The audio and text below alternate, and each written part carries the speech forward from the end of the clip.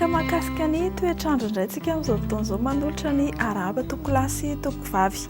Ny ala izay malefaka ary tsy maro toerana no mandrafitra ny andro eto Madagasikara ary somary mafimafy ny fitsokan'ny rivotra ny amin'ny faritra avaratra sy ny amin'ny ray-pahatelo atsimon'ny Nositsikiny. Ho amin'ny rapitso faha 20 ny volana septambra 2024 ary dia toy izao ny toetr'andro no vinavinaina.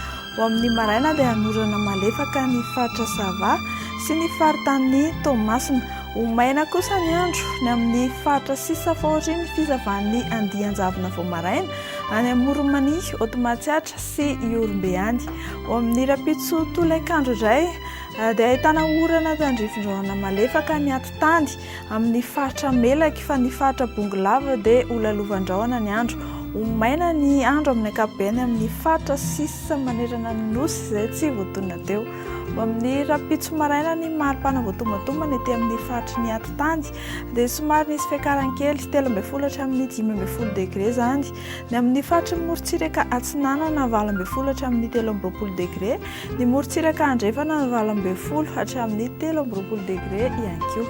Ho amin'ny rapitso tolakandro indray dia mananika hatrany amin'ny 9 degré Celsius ny maripana mafana indrindra any Antsohiany. Ny faritanan-Antananarivo sy Fianarantsoa 20 na 17 degré Celsius ary mety isy 20 degré zany indraindray.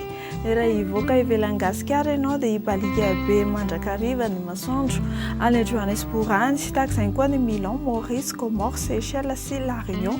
Ifandimby amin'ny rahona kosa zany any Bangkok, Nairobi sy Paris. Dia izay tompoko lahy sy tompoko vavy no azonao roso antsika indray ho amin'ity alahady ity, manome fotoana anao ny tenako amin'ny rapitso. Veloma tompoko.